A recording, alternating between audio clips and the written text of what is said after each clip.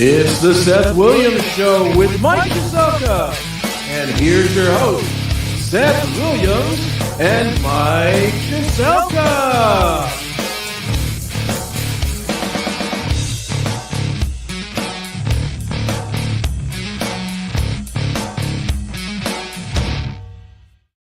Welcome to another Monday night. It is Monday. Yeah. Good evening. April 3rd. How are you? The weather is gorgeous. The weather was gorgeous today. I don't know about the last couple hours, but all I know is I hit golf balls today. Very nice. That's why I'm wearing the golf shirt, and it was sunny outside, and I didn't even care if the first 3 or 4 went straight. I just felt good to hit them real hard, but then after that, everything worked out. From what I've heard with your Trump obsession, that's the first time you've been slapping some balls around. You know what? I'll tell you what, though, because we discussed this at length, and I want to commend you, and I think everybody listening deserves to know. There's an awful lot of garbage out there on both sides, up, down, sideways. And in fairness to Mr. Trump, and I say this as a former defense attorney, and in fairness to the process and in fairness to everything else, we decided to take the high road. We both agreed that nobody knows what's in the indictment. Nobody knows what's coming. So we're not going to guess. We're not going to speculate. We're not going to trade insult. We're not going to do any of that stuff. We'll talk about the show on Wednesday and see how things play out. Because I'm going to go on record. I have said over and over and over, I don't like either side. I think they both got it wrong. If this is all fluff, if this is all garbage, if this is all stuff that doesn't really help the country, I'm as pissed off as the next guy. But we don't know. So the mere fact that we're not going to go back and forth over imaginary BS, I think speaks to the quality of the show, and hats off to you. Yeah, man, you whatever channel you turn on is you're going to hear a different side of the story, because it's completely different on either side. I mean, one side is saying this stuff is just garbage and it's statute of limitations is gone and all this and then all this, right, that. And then you turn on the other side and say, no, this is perfectly legal. He's going to go to jail forever. I mean, so it really depends on who you listen to. And I don't know, you don't know. And so we're going to wait and just find out. Then we can comment on it. We can talk about it and we'll take a reaction to it, whatever. Right. As it should be. And I think both networks, all 5 networks, every single network, the only thing they should be saying is this will be news. The fact that he's came to New York, he's going to go to court, get his day in court, et cetera, et cetera. But nobody knows, so they should respect that process. And nobody has been except us. Yeah, wow. Scott likes your haircut. Thanks, Scott. So it's one of those things, man. And I really don't want to get into it because it really is kind of like one of those slippery slopes. I don't want to start yelling and screaming on a Monday night. I don't want to start the week out like that. And, but I mean, besides, we got plenty of other stuff we may end up fighting and screaming over when we get into the meat and potatoes part of the show. We got a lot of stuff. Imaginary bullshit I don't have time for. But I mean, you got to give Trump credit in a little bit, though. I mean, if he's going to do it, he's doing it like he always does, a spectacle out of everything, getting on Trump Force One and heading there, and it's going to be a big, big ordeal. So we'll see what happens with that, too. But you know what? He showed some class and he showed some restraint, too. He landed at the airport and didn't make a spectacle. I'm curious to see what outside of Trump Tower. He just nose to the ground, do the right thing, respect the process, and he's more of a man for that. I'll give him that right off the bat. I hope that I hope the crowds don't turn into an issue. I hope you can have protests just like any other protest. I've never said protests are bad until they turn violent. Right. Then the protests are no good on either side. But we're not going to talk about that tonight. Wednesday night, different kind of show. We'll see what happens with the indictment and everything else. James is Guardians 2023. Absolutely. We are going to be talking some Guardians tonight. Peter Knab is going to be checking in, hopefully, in about 10 minutes or so. Peter is in Oakland. for the A's series starting up tonight. Yeah, nothing like baseball, though, to remind you that it's a marathon and not a sprint, huh? Yeah. Opening night, I stayed up, as did everybody else, till like 11:30, 12 o'clock at night. 4 hits and a shutout. And I was like, oh, my God. And then 3 really exciting come from behind things. Everybody, good hitting, good defense, good pitching. Nothing wrong with that. Absolutely. It was kind of fun to watch some of those games. I was happy that baseball is back. I know there's a lot of people out there that don't. I'm never going to watch the Guardians because the Indians' name is changing. That's one thing I kind of agree with some people saying I'm not a fan of it. But like Triv always said, I'm rooting for the Cleveland. Me too. And the last thing I did when they changed the name is I went out and bought every politically incorrect sweatshirt I could find. I got the big face from 1954 on my sweatshirt. I got the Chief Yahoo stuff. And, more than once I've said, modernize the Yahoo face. Don't make it bright red and put that Guardian helmet on it and make that the logo. I'm wearing my Indian shirt tonight. So. I see that. But it was kind of fun. I have to say, huh? I just hope the weather holds up this weekend, Well, they're I like the idea of opening up with a place with a dome and opening up on the West Coast where it's a little bit warmer. I just hope it's not 34 degrees and sleet. And rain. I know that Wednesday is supposed to be like 74, 75, but I think it might rain. Yeah. I don't know what I'll look. Let's see what the weather is supposed to be like for opening day. I wish we were going to be there, but obviously we're not. Right. Looks like Friday we're looking at partly cloudy and 52. That'll work. Not bad. Not bad. No, it's not bad for here. Long live Chief Wahoo. Absolutely. But I did enjoy watching the games. I have to say, at night I was sitting there going, what should I watch tonight? What should I watch tonight? The Bachelor's over. And so I decided I was going to watch some Guardians baseball. And that was fun. I enjoyed seeing baseball back in action. It was good times. And we're gearing up for playoffs and probably a home playoff series. In about a week and a half? Yeah. I heard the announcers last night on another NBA game. Can't remember who I was watching, but they said ESPN. I think I was watching ESPN, and they said, well, this Cavaliers team, they're young. Maybe someday they'll get it together. I think they're going to surprise a few people. I think they kind of got it together now. I mean, they finally made the playoffs without LeBron, and so, I think they've got it together as we speak. And other crazy news, Vince McMahon sold WWE for $9.2 billion to UFC.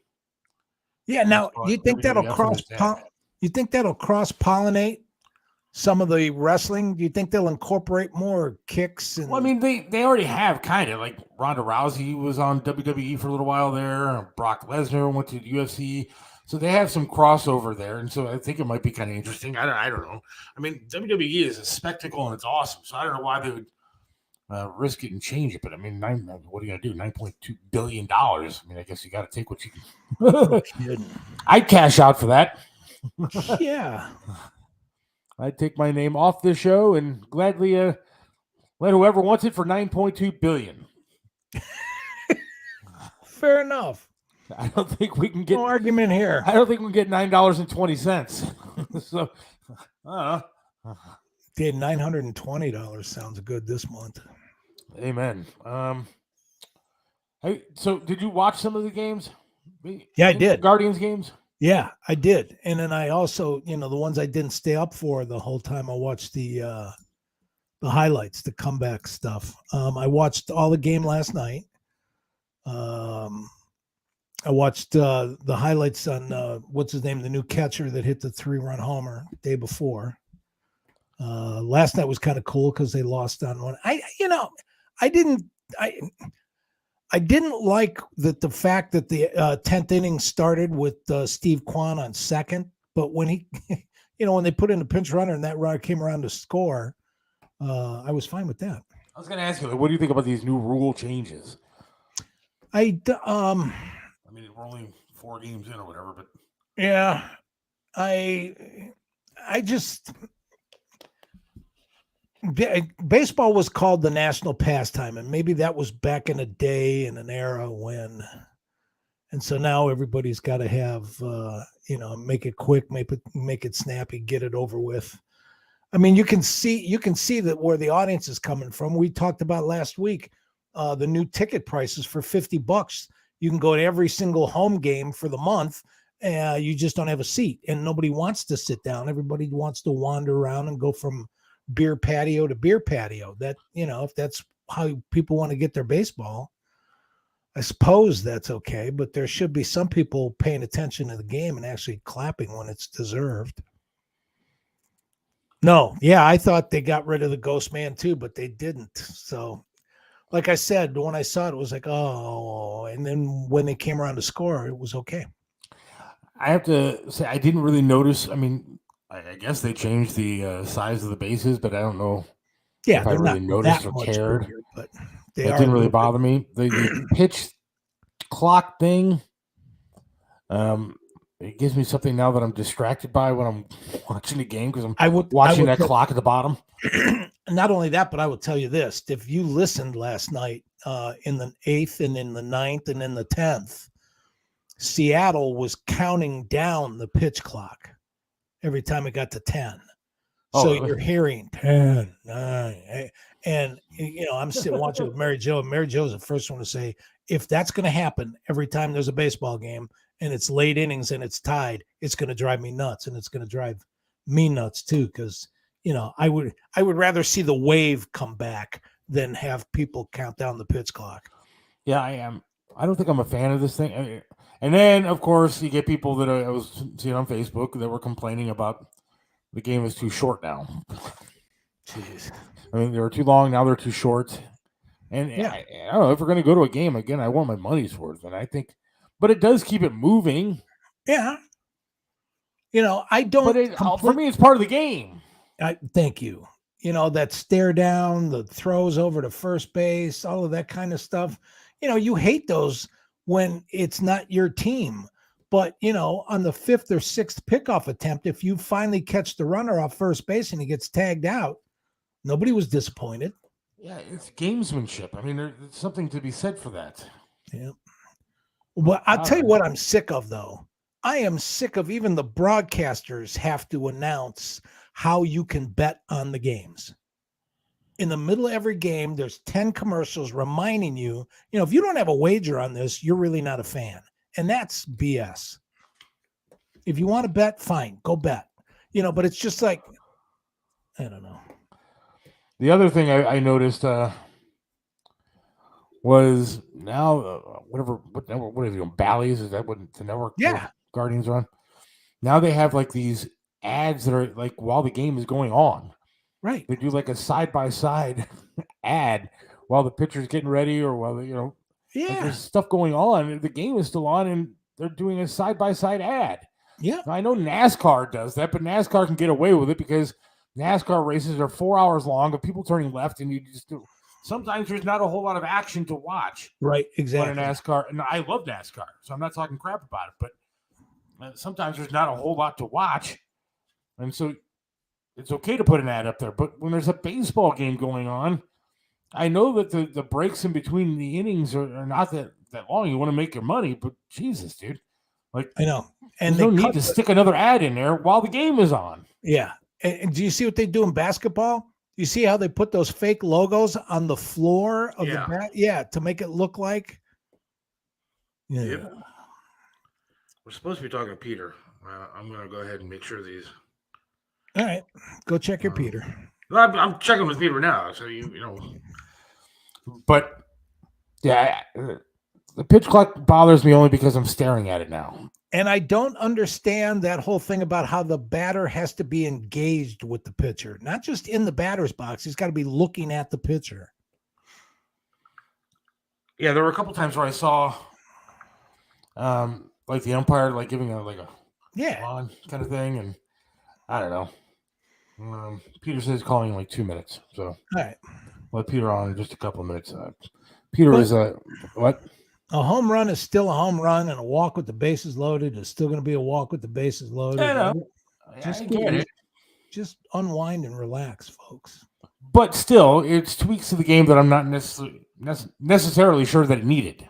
I would agree with that. A change should make something better. Peter put up a post the other night. Peter Knab, we're going to have on in just a couple of minutes. His goal is to make it to 162 games this year. He posted he was staying at, I'll ask him about it, a hostel out in Los Angeles.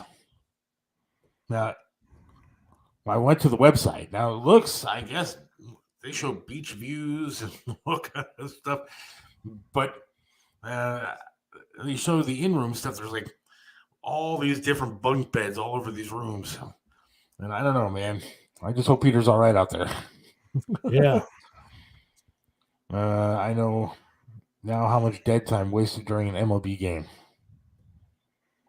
Yeah, but you know what? For all of the stuff that's supposed to save people money, how many people end up at the end of the day going, "Oh my God, it's only 6:15 and I don't know what else to do till I go to bed."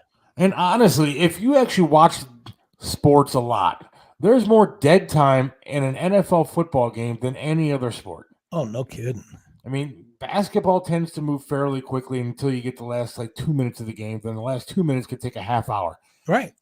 Baseball, especially with these rule changes, but even then, it was just a natural progression of the game. Right. With NFL football, there's downtime all the time. Let's kick off. Take a commercial break. Let's take a commercial break here. Another commercial break. Somebody's timeout and somebody's injured. Let's go to commercial. There's always breaks. There's always downtime in NFL football, and to be honest, it's really, really annoying. And I'll tell you something. Since they came back, I had season tickets up till last year. I got rid of mine. But when you're at the game, you don't realize that your people at home are watching their 15th Ford truck commercial. Yeah. Because at least you're looking at the players on the field and looking around the stadium or reading, some of the stats. Being at the game isn't that bad. I did have season tickets for 1 year for the Browns, and I think I lasted 3 games. Then it got cold, and me and my wife decided this is not for us. And so we did not end up going to any more games. All right, we got Peter Knab. Peter Knab is his goal again to make 162 games this year. Was out in spring training, has been in Seattle for the first 4 games, and now joins us live from Oakland, California. Hey. Yes. Well, technically, I'm in San Francisco, but I'm staying in San Francisco. The games are the games are in Oakland. So I'm taking the train across the bay to Oakland tonight, and I'm looking forward to it. And sorry I'm running a little bit late. I have no idea what time it is. I'm all over the place. It's 20 after 2 your time. Yes, thank you. All right, so you're staying in a hostel in San Francisco, correct? Yes, correct. Is it nice? Or is it a hostile environment? Well, it is not a hostile environment in terms of accessibility, which is good. I actually, if I can just give him a quick shout out, I really like this chain of youth hostels a lot. I stayed there in Seattle at this chain, and now now I'm here in San Francisco. It's a chain. It's actually a nonprofit called HI Hostels. And they're great about accessibility. They have fully accessible showers, and they're fantastic. So send us the contact information, and Seth and I will lobby them to hire you to be a spokesman. Yeah, I should contact them because I spent I spent a lot of time there last year, and I spent and I'll spend some time there this year. Although I do have kind of an announcement to make about that, because the good news is I'm gonna start upgrading in May, and I'll get into that for you guys a little bit. But I do have some pretty crazy stories to tell you, just even about flying out here Well, I've got one funny story to tell you, and one frustrating story to tell you Now, about flying so far. if people don't know, Peter, you're in a wheelchair, and so it makes Yes. things a little bit more difficult when you're traveling and Yep. trying to get places to stay. And so, so what happened to you? So, first I'll start with the funny part. So you'll never guess who was on my flight out to Seattle for opening day from Cleveland to Seattle. It was Jose Ramirez. Oh, really? Jose Jose Ramirez. Jose Ramirez was on my flight from Cleveland out to Seattle because and I was taken aback by that because obviously I expected him to be on the team, to be on the team flight, but the reason he was on my plane was because he was back in Cleveland to see the birth of his second child. Oh, wow. Yeah, between Arizona and opening day, so that's why he flew back to Cleveland from Arizona before joining the team out in Seattle, and he was on my flight. So any flight that's good enough for Jose is good enough for me. So There I'll you take go. That's awesome. it. Yeah. Now, as far as some bad news that happened last night in terms of getting here from Seattle to San Francisco. Again, I flew into San Francisco, although of course we're technically playing Oakland, right across the bay. Right. And so basically, what happened was, okay. So for those who don't know, the way that wheelchairs are handled on planes, it's actually really kind of. I'm obviously I make the best of it, but it's definitely not ideal. The way that the way they handle wheelchairs on planes is they so they put my chair underneath the plane with the rest of the luggage, which can cause a big problem in terms of damage to wheelchairs, which happens a lot. Luckily, knock on wood, I haven't had that happen yet. But basically, what happens when you fly with a wheelchair is they put the chair underneath the plane, and then they have you transfer onto a small chair that can fit down the aisle of an airplane, and that's how you get to your seat. Now, now what happened? What happened last night?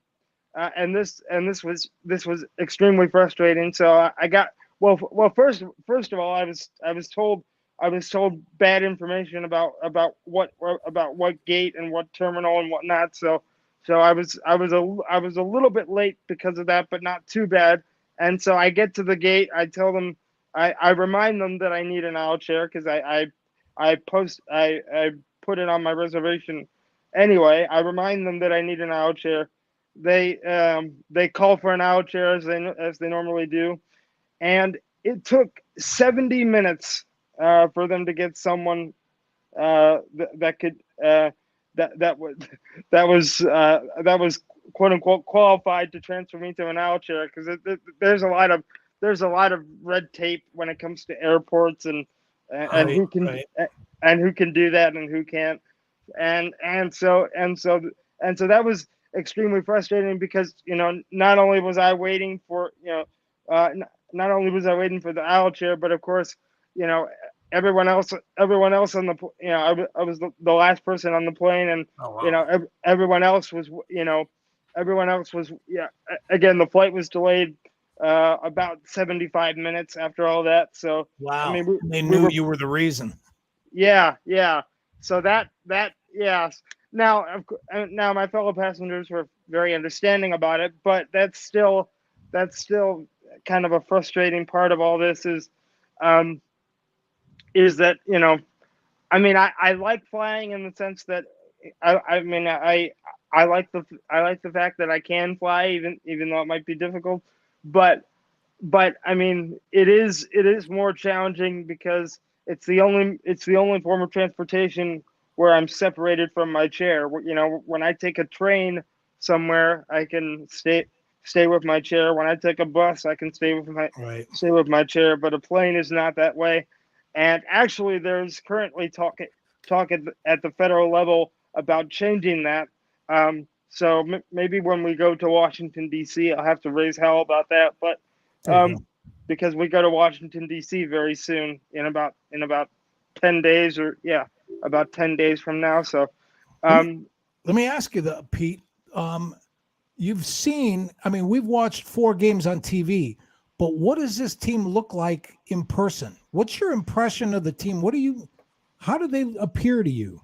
Well, my impression was that if they stick to their formula, they're going to be extremely successful. I think what we saw in I think what we saw in Seattle on opening night was a team that was trying to was a team that was trying to hit the ball out of the ballpark and not play small ball.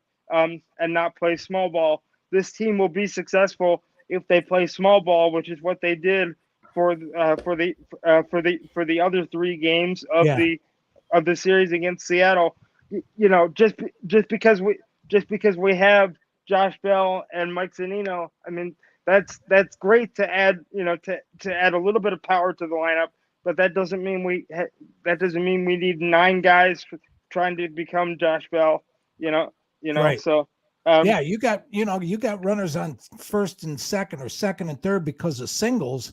The power hitters are going to get a strike down the middle of the plate because they can't afford to walk them. Yeah. What were some of those questions? I'm sorry, I couldn't see. Mark wants to know, where do you sit when you go to the Progressive Field, or where do you sit when you go to these away games? That actually kind of funny.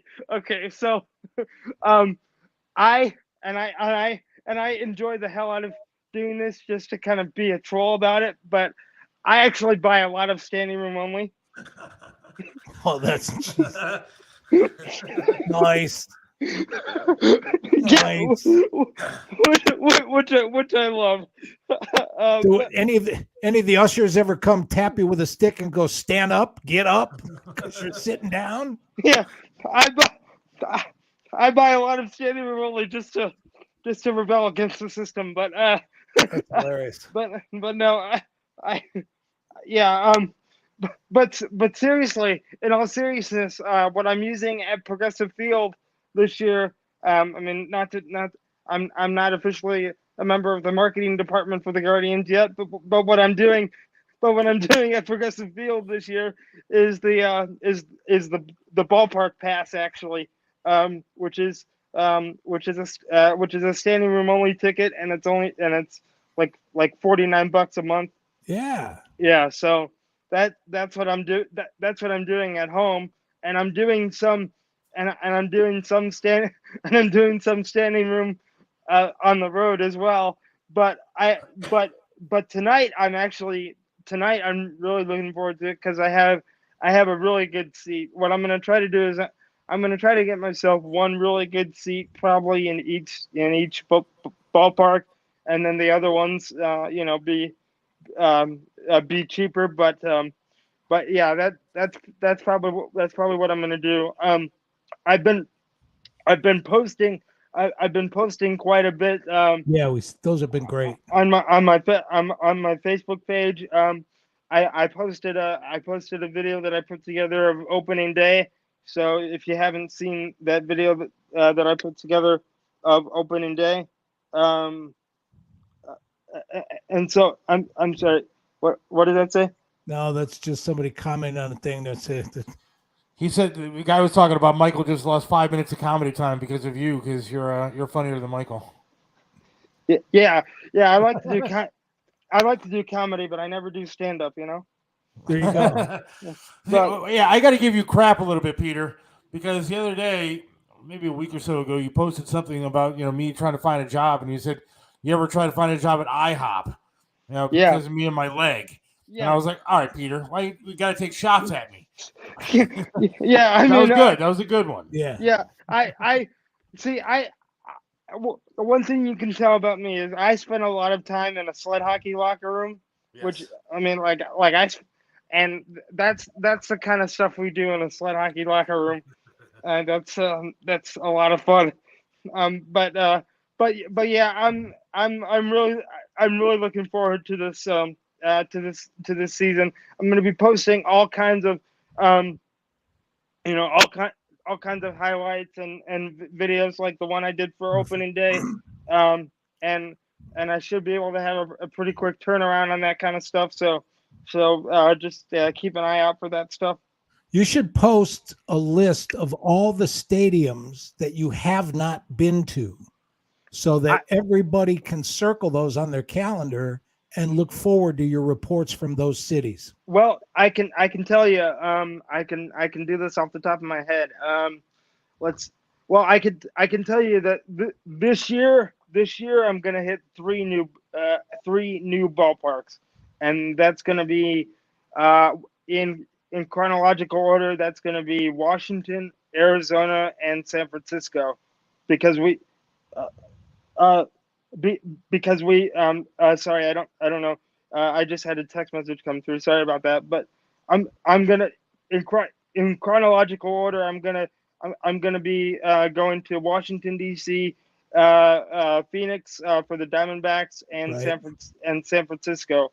Those are the three new ballparks this year, and then I'll have three more ballparks to visit. So the ballparks that I have not visited yet are let's see, Arizona, Atlanta, Miami, Milwaukee, Philadelphia, and Washington D.C.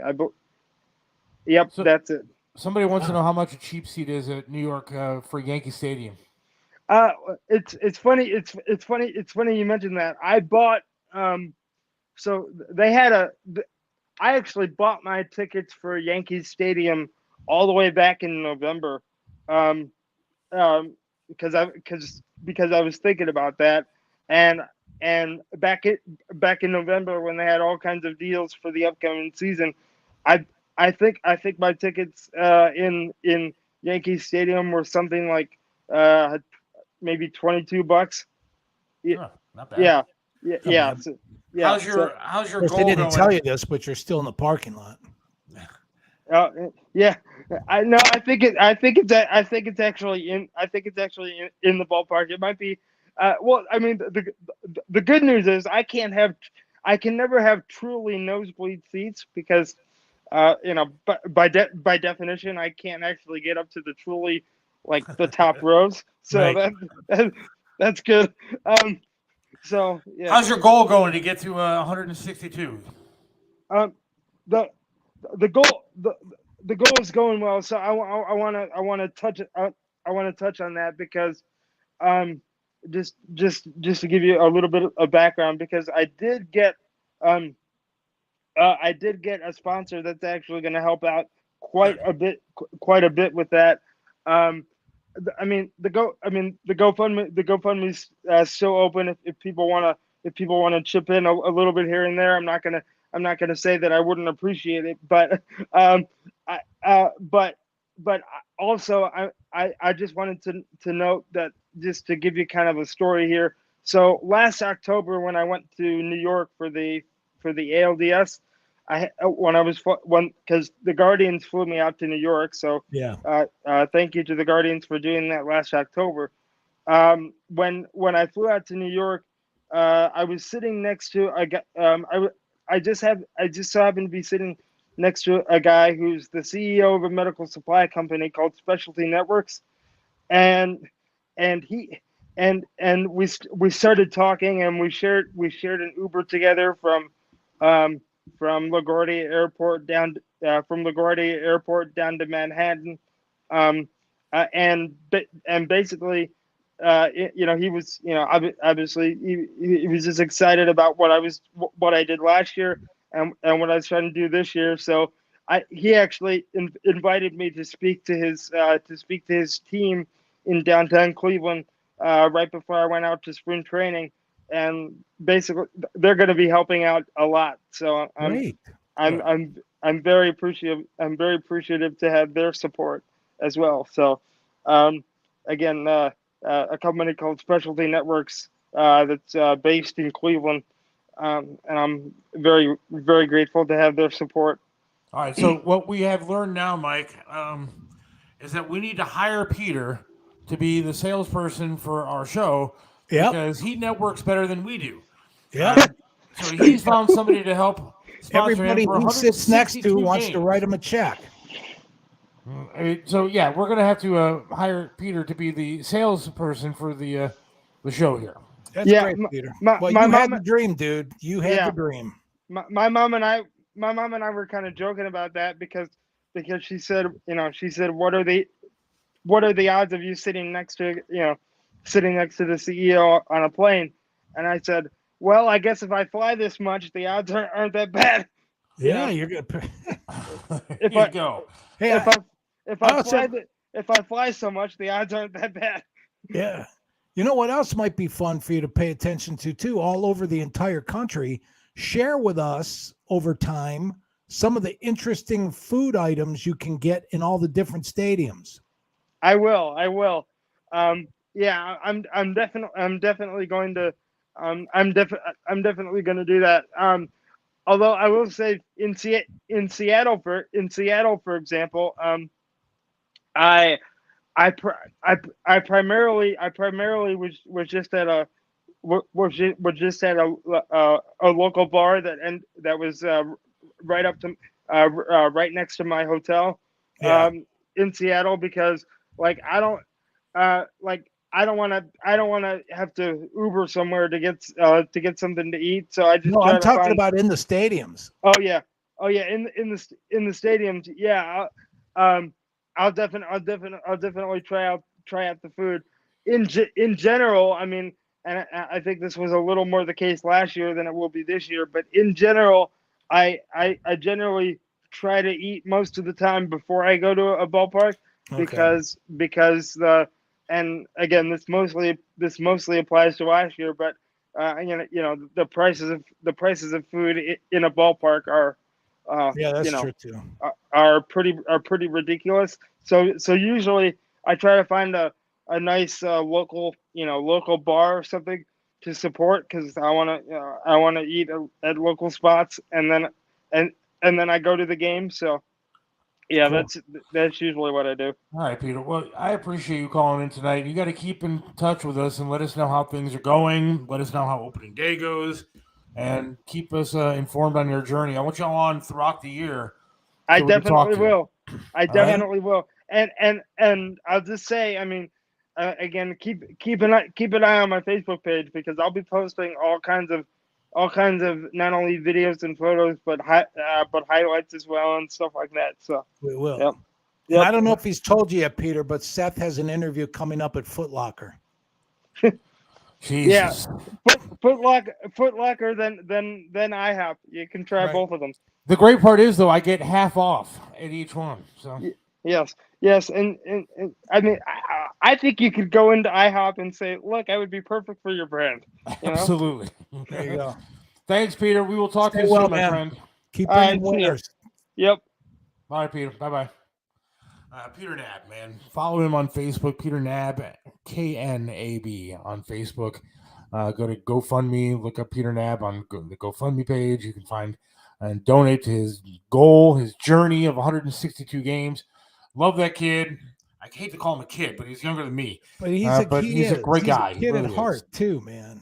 Yeah, what an inspiration, though, too. You talk about being undeterred by anything. Between the accommodations and counting on things being there when you get there, he's undaunted, man. He just keeps on keeping on. I sit around here and bitch all the time because I don't get out of the house because I'm not driving yet. And this guy's traveling the country. Yeah. In a wheelchair, staying in hostels, going on airplanes, traveling to ballpark after ballpark. And he's an inspiration to me, that's for damn sure. So thanks, Peter, for coming on the show tonight. Appreciate it. Now we got to take a quick break. Back to our rock segment. We have this new segment we started last week. We're going to continue on introducing new music. Chris Aiken from the CMS Network, Chris Aiken Presents, has been doing this. We're looking for a sponsor for this segment. I think it's very cool. But we're introducing new music, new rock music, because I want to hear some of it. And I'm going to lead off with this. And then we have comedian Bill Stone coming up at 6 o'clock. So hang on.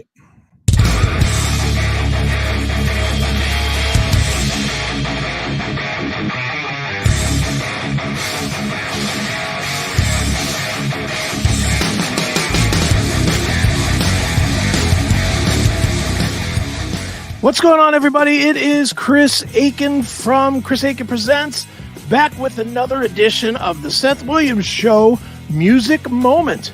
And today we are going to go outside of the United States. We are going to go to a little band out of Canada that most of you, probably all of you, have never heard of. This band is fantastic. This is one that many don't know, but everybody should know.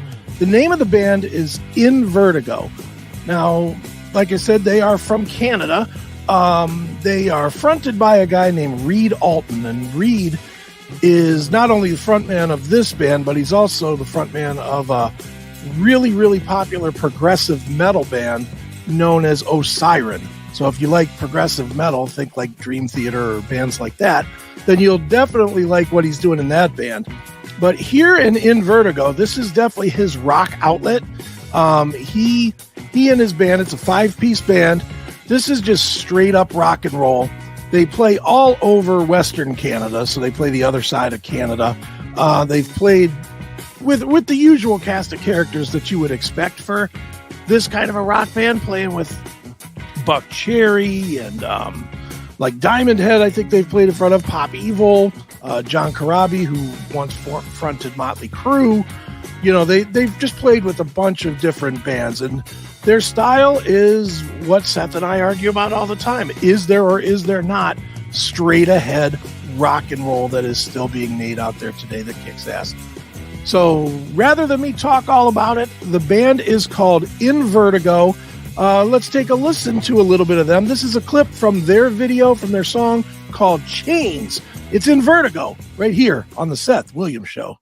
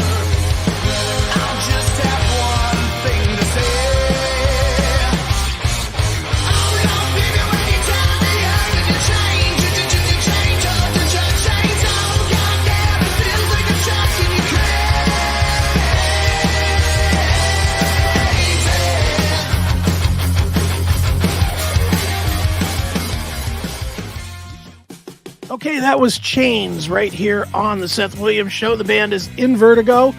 Make sure you check them out if you like them. InVertigoBand.com. And they are on the streaming platforms with their last release, so you could go out there and get that one. And you know, it's just a great band. It's one you should definitely check out. It's one I think you guys will like. So In Vertigo, our music moment of the week right here on the Seth Williams Show. And just as a side note, make sure you're watching my show as well. That is Chris Aiken Presents. ChrisAiken.net is the website. It's on. We're live every Monday from 8 p.m. to 10 p.m. interviewing all your favorite metal bands and rock bands and all that kind of stuff. So make sure you check us out there. And make sure you're obviously following along on the CMS network, cmspn.com. And that's going to do it for me, Chris Aiken, for the Seth Williams Show. This has been the New Music Moment.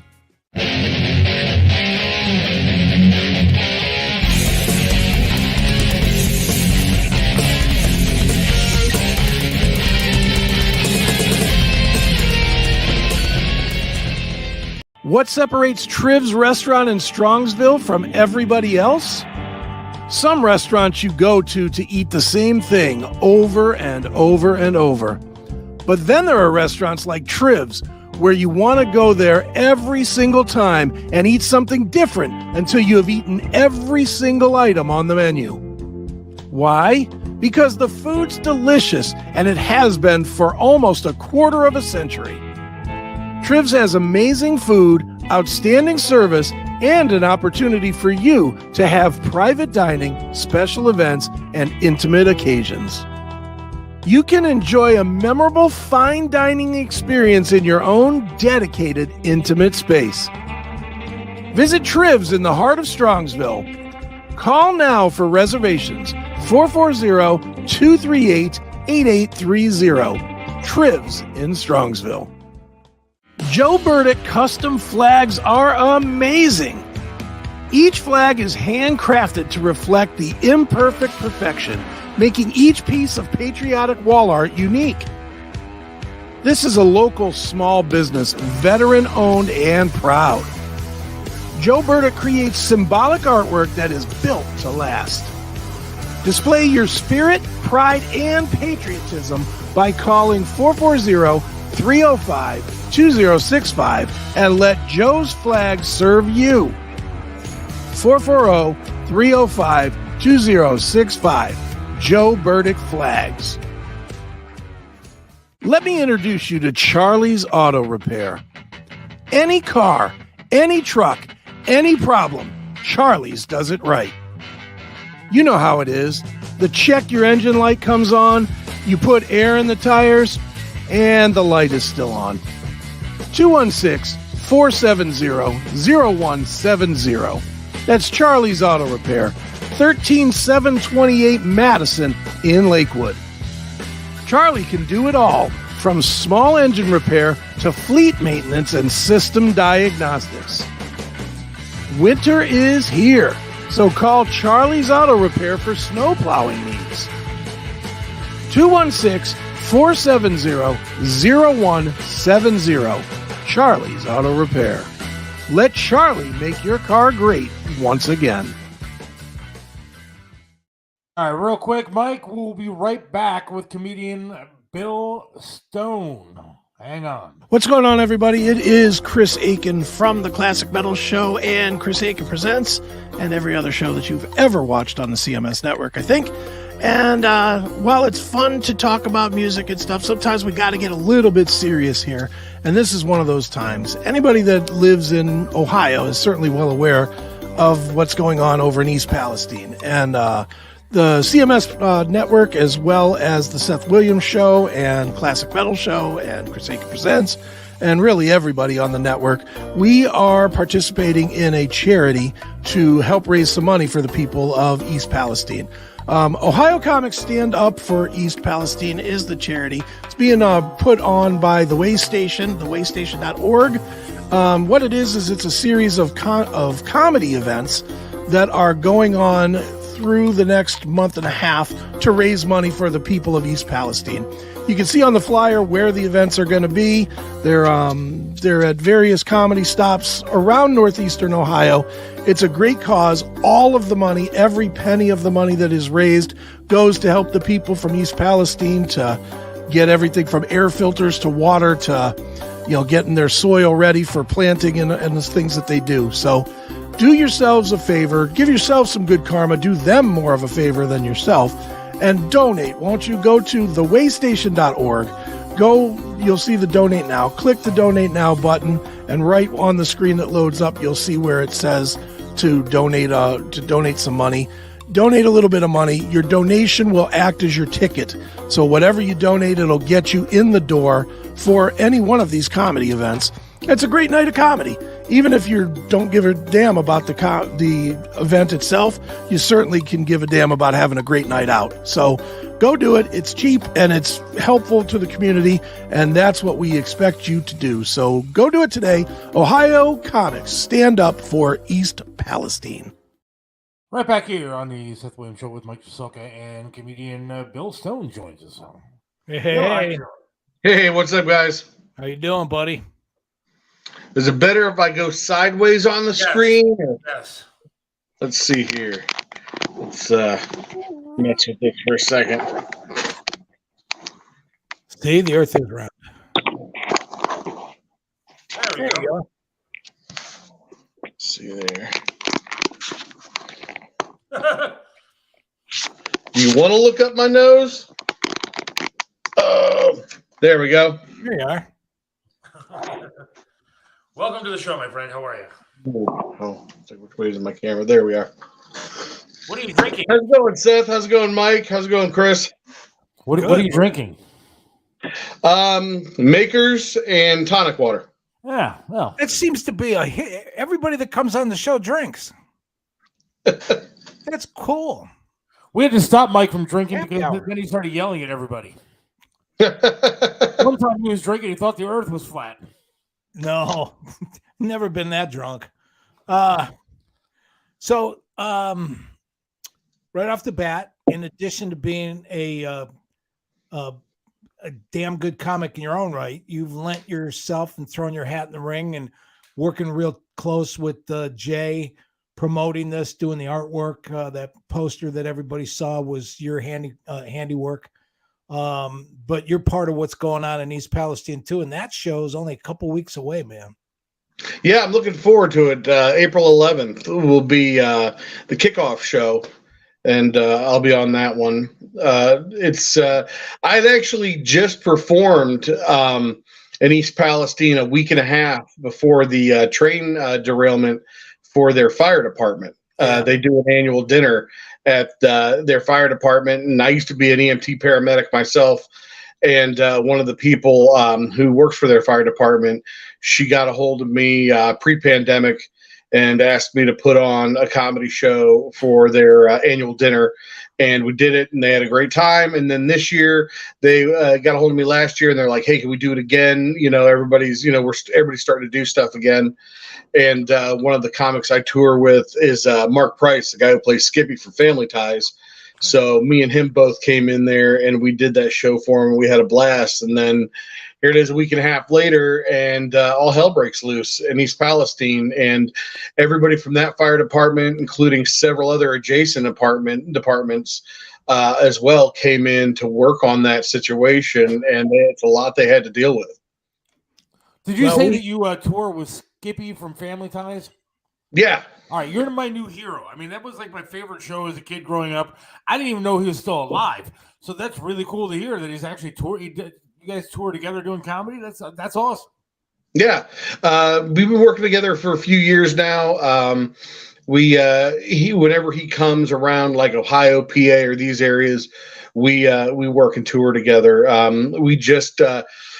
He was just in town last week with me, staying over here, and we did a show in Niles, Medina, and then he flew back to California.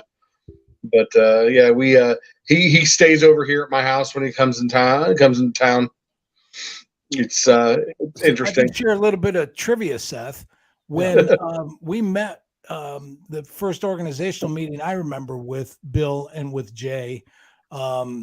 Bill said that after he presented and told Mark Skippy what we were doing and what the show was going to be involved, that Mark actually made the first donation to the cause. So that's cool. It was pretty stand-up by him too.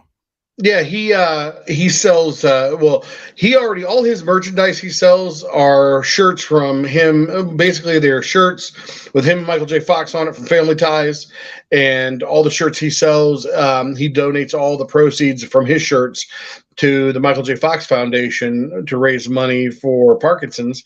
And from time to time, if there's another thing that he finds more precedent for at the time, like East Palestine, the night we did the show out in Niles, all the money we brought in from the t-shirt sales for that night, he donated to East Palestine, and it'll be getting sent over to the way station. That's awesome. That's very cool. Yeah. So do you tour around all over the country, or you just mainly do Ohio stuff, or what's your story? I just came back from California myself a couple of weeks ago. Like in New York, it's probably the most I've ever spent to do stand up. It's like sometimes like I've only been doing it for almost 5 years now, and I do tour a lot. I tour a lot of the East Coast, places like down in Myrtle Beach at the Comedy Cabana, and I've been over to New York, over to the Producers Club, and I've been in like Comic Strip Live, and then I've been over here in, like throughout Ohio, like the Funny Farm out in Youngstown, Funny Stop Comedy Club in Cuyahoga Falls. That's my home club. And last week I was just over in Waterford, Michigan at One Night Stands. But I do a lot of clubs here on the East Coast, and I'm just starting to branch out to the West Coast and with doing that, sometimes it's going to be less profit and more expenditure just to kind of get yourself out there and and make a name for yourself. So that's pretty cool. Now I got to ask a favor. Huh? I got to ask a little bit of a favor. So next What? time you go on the West Coast, if Trump is in any kind of trouble, you need to take Mike with you on this tour. So that way I don't have to deal with him for a couple of weeks. You can take him out to the West Coast and hang out and do your comedy stuff, and I don't have to deal with Mike for a couple of weeks. Oh, I'm going to Florida here at the beginning of June. I could always dump him off at Mar-a-Lago for you. There you go. He would love that. Yeah, I'm gonna be around West Palm Beach beginning of June, doing a couple shows. One of the ones I'm doing, I'm gonna be working with Greg Hahn from the Bob and Tom Show. I'm looking forward to that. And then on top of that, I'll be trying to get in some other clubs down there. And I'm going to take the time. I do a lot of these too, to take the time to visit friends and family that I haven't seen in a while. I got a lot of family down in Florida that I haven't seen in ages. So that'll be good. Like we had family over in California when we went over to California. Cool. And stayed with them in Marina Del Rey. So that makes it nice too for traveling. Is if you have some place to crash when you're doing this, it can help out immensely. Yeah, I know that back in the day where I used to do a lot of interviews with comedians, they'd come to town and they'd stay at some they'd be doing the Improv down in the flats, and then they would stay at some little apartment that they had rented out for comedians, for the comics, and they would be so miserable because they had nothing to fucking do the entire time they were here, and all they did was sit in a damn apartment and just sleep all day long. How is it like being on the road? Is it fun or is it not? I guess I still have a bit of a jaded look on it because I'm newer at it, so I enjoy being out. Plus, I would say that in the old days, before cell phones and internet and access to everything, that if you got stuck in a comedy condo somewhere and you didn't have a rental car or anything like that, you were kind of screwed. Now I could see where it could be boring as hell. But one of the things I do, I drive to I'm going to be driving down to Florida. I take my SUV with me. I throw an air mattress in the back of it. I have a black membership to Planet Fitness. I will literally go park out at a Planet Fitness at the front of the building where the lights are on. I'll sleep out of my car there because there's security there and they're open 24/7. And then I'll just go inside, work out, use a shower, sit on their couch, use the Wi-Fi. It's a great makeshift drop spot, and because those things are everywhere. Jay says the Funny Stop condo is 5-star. Yeah, you have no idea, Seth, how many times probably Jay, Bill, and I have pulled into comedy condos, and you walk in the bathroom and you can see through the bath towel. I'll be honest, the Funny Stop has updated theirs recently, and it looks really, really nice. Yeah, they put in some work on their condo recently. Probably the nicest condo I ever stayed in, though, was in Myrtle Beach for the Comedy Cabana. The owners there, they're wonderful people, and they put me up in their condo for. I was 8 shows over 6 days, and I took my wife down with me because why not? It was like a second vacation. But the condo was gorgeous, and I also I learned something while I was down there. One of the first days I was there, we went out to the beach, and I came back, and I had hung my towel out on the back of the condo, the patio. We were second floor. I put my towel over the back patio, and throughout the day, I had couples stopping over at the condo all day long, introducing themselves and asking if we wanted to hang out and stuff. And I'm like, wow, maybe they put out like hey, this is the person who's staying in the condo this week. Everybody be friendly to them. It wasn't until the third couple came over, and we were like, listen, we just don't feel like doing anything right now. And they're like, well, if you're going to do that, why don't you take your pineapple and take it off the back porch? Because I didn't realize I had a towel with a large pineapple on it hung upside down off the back patio. Do you know what an upside down pineapple is? Yeah, it's an invitation. Well, we learned a lesson that week, and I also learned out I missed out on a lot of fun. Apparently, turning those people away. You did. All right, so I think a lot of people don't know what an upside down pineapple is. Mike, Bill? It means you're swingers. See, Yep. I have 3 of them hanging outside my house, but I've never had anybody come over and say they wanted to party. Turn them upside down. Yeah. If you ever go to a grocery store and you see somebody walking around with a shopping cart with an upside down pineapple in the basket, they're on the hunt. See, you said I'm sure you're happily married, but why would you take? That'd be the last place I would take my wife is on the tour on the road if I'm a comedian. Actually, that's the nice part about it because my wife works from home remotely, and our goal is in the next few years for me to be out on the road on a consistent basis, and she'll be able to come with me to a lot of stuff and just work remotely, and that way she's not. We've been together like 27 years, so. I'm in what do they call it in poker? I'm pot committed. I'm not going anywhere. There you go. And the other thing is too, I can't tell you. Years ago, when I was a road comic, gas was cheap, but I get in the car and drive from Boston to Salt Lake City and then Seattle and back to St. Louis. There is so much to see, and a lot of times it's you can't appreciate it unless you share it with somebody, because otherwise. You try to tell them what it's like to stand at the Grand Canyon if they've never seen it, or, I've been to all 50 state capitals. It doesn't mean anything to anybody but me, but it's pretty cool that I've seen all 50 state capitol buildings, and there's still plenty of that stuff out there. And there's all kinds of great restaurants.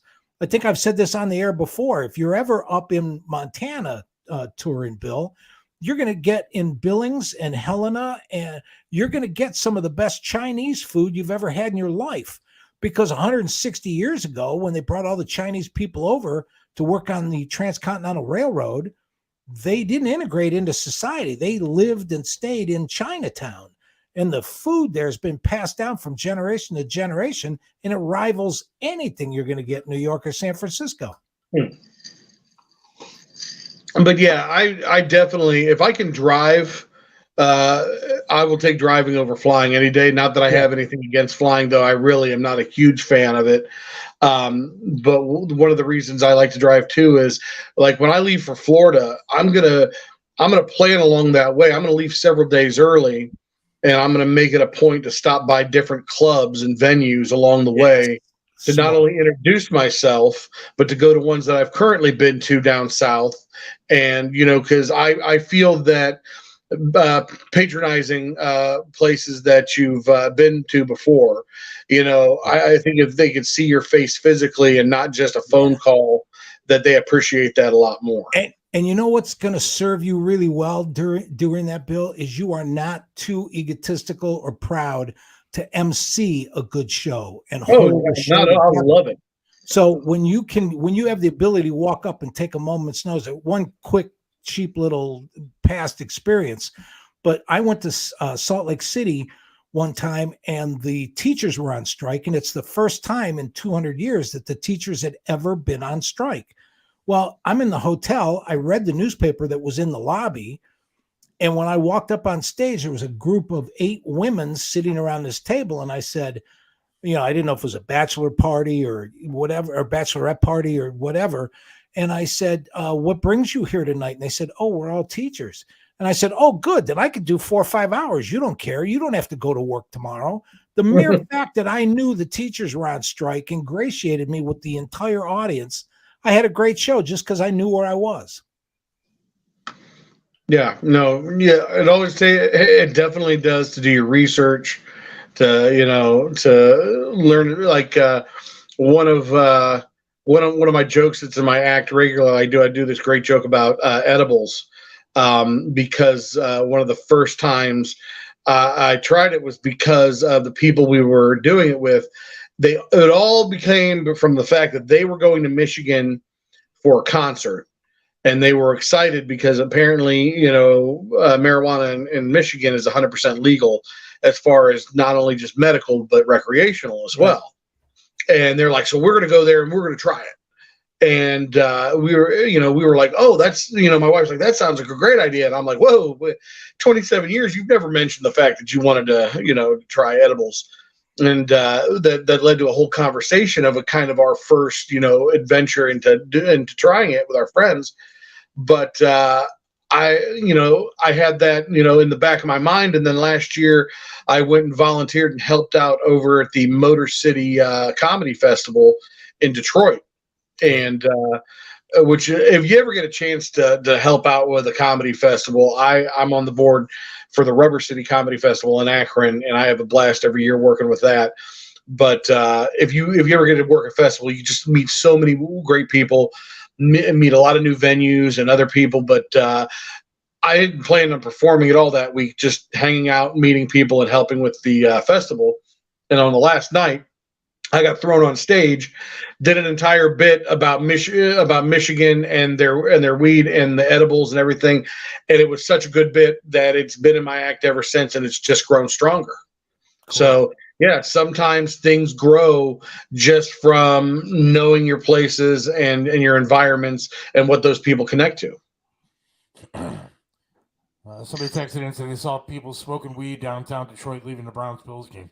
Yeah, weed's everywhere up there from what I've heard. So what's it like being a comedian? Mike, I don't even know if I've ever asked you this. Do comedians hate other comedians if they're funnier? Do you guys steal jokes? I mean, what's the code of ethics when it comes to being a comedian? Like, if Mike is funnier than you, do you hate him for it or what? I'm too old for that shit. No kidding. Yeah. I just don't know how that works.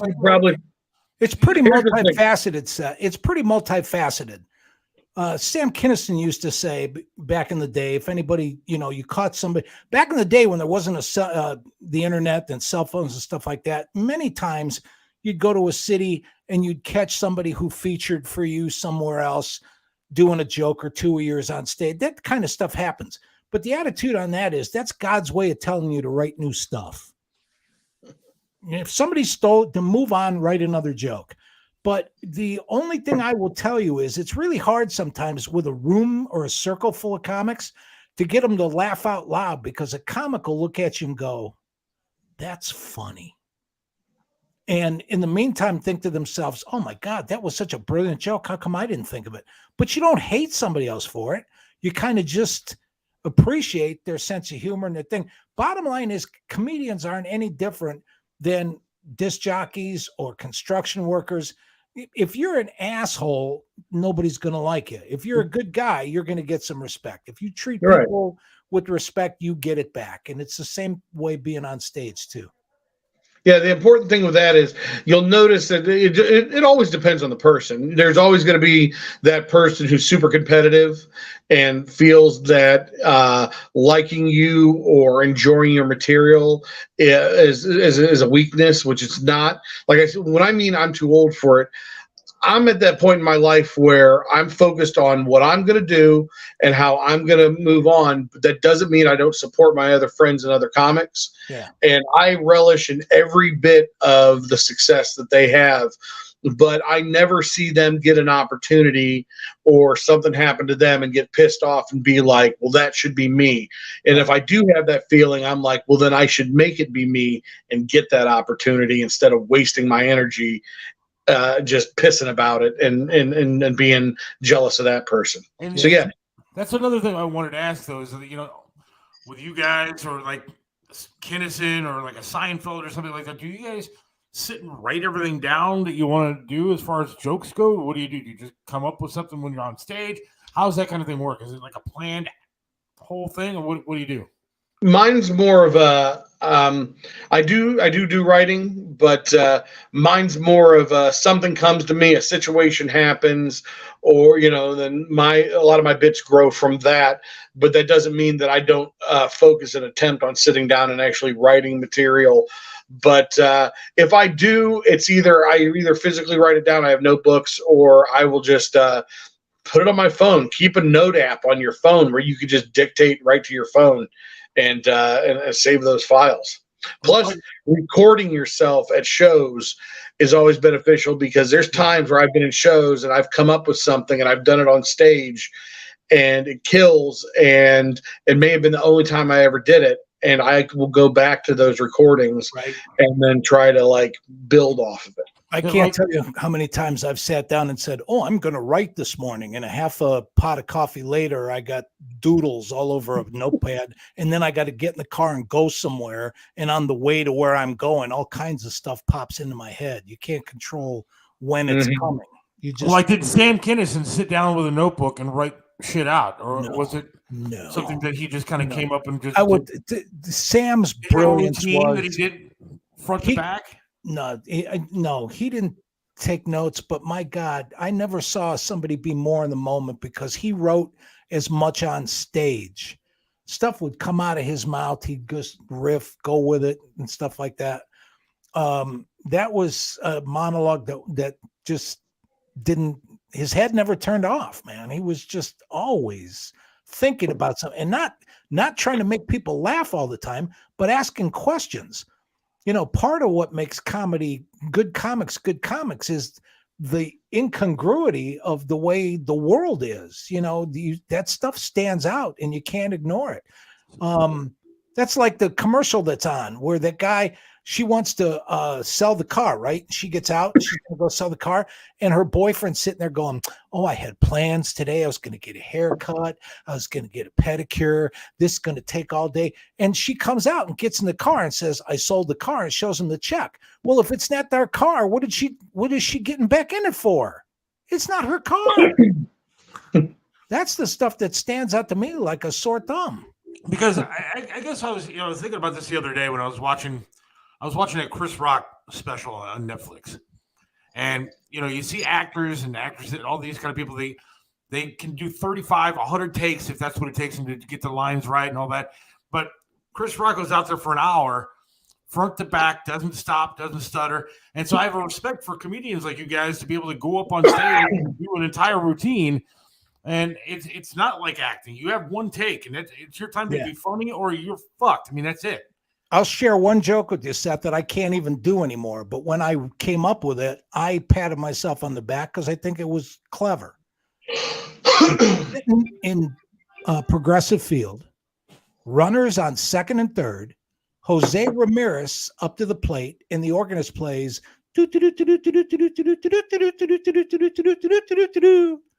That's the cavalry charge. We are the Indians. The hell they play that song for? Now, for 100 years being the Indians and 100 games a year being the Indians, nobody ever thought of that but me.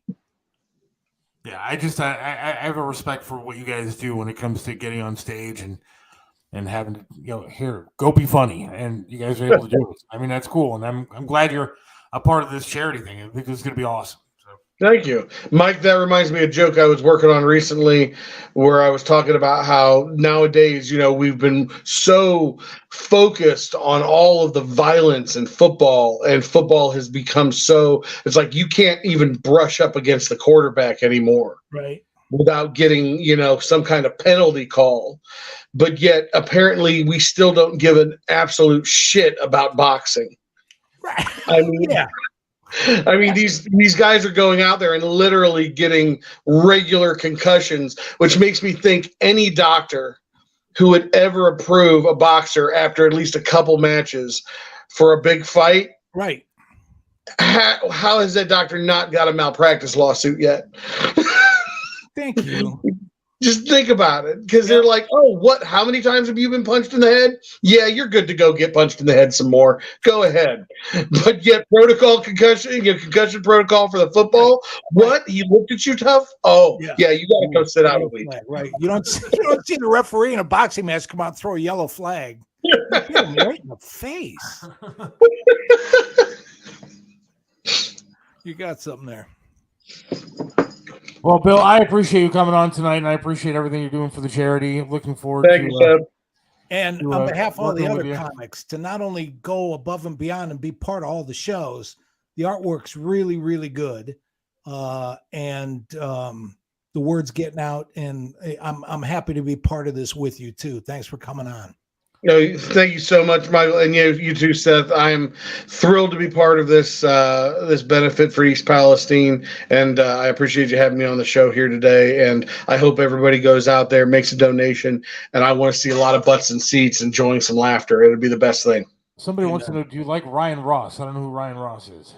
Yeah, I'm drawing a blank on that one myself. I don't know. But all right.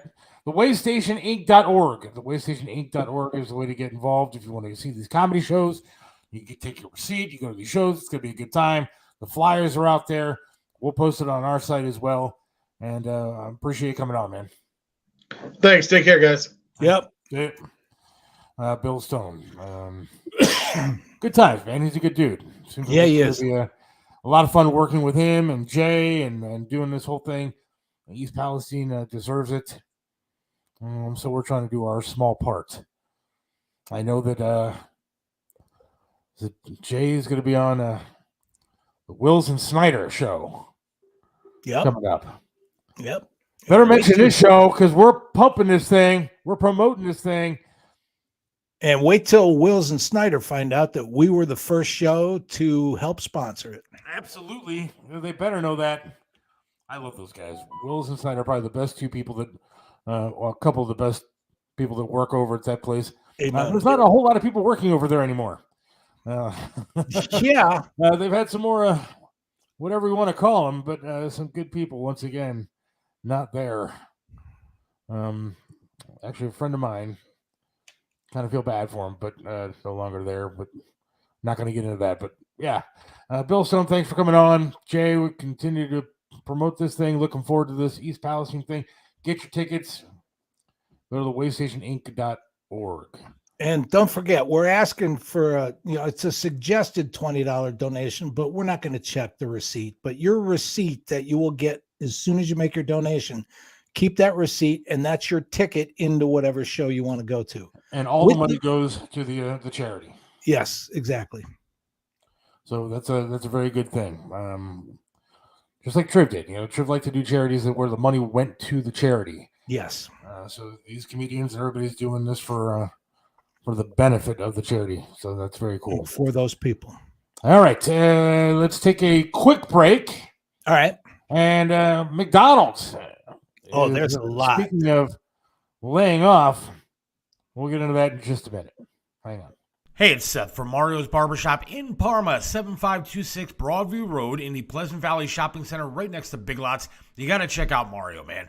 Great guy, does a lot for charities, but can perform miracles with hair.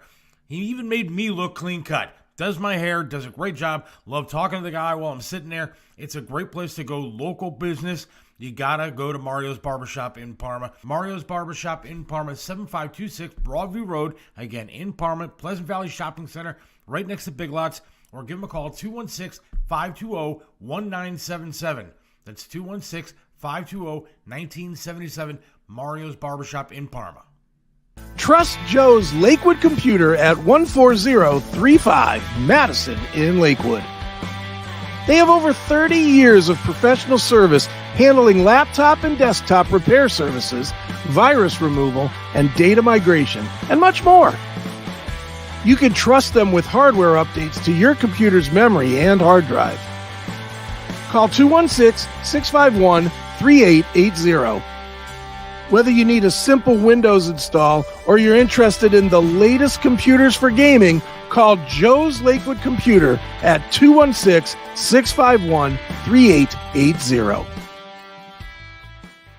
This is Tim Elkhorn, radio voice of the Cleveland Cavaliers for attorney Will Spiegelberg. Will Spiegelberg is not only a name you know, he's someone you can trust as your attorney no matter the circumstance. Will Spiegelberg is an attorney you can always count on. Will Spiegelberg is the attorney you should contact for all your legal work. When you need an attorney, call Will Spiegelberg at 216-233-4240. Attorney Will Spiegelberg, a great teammate. 216-233-4240.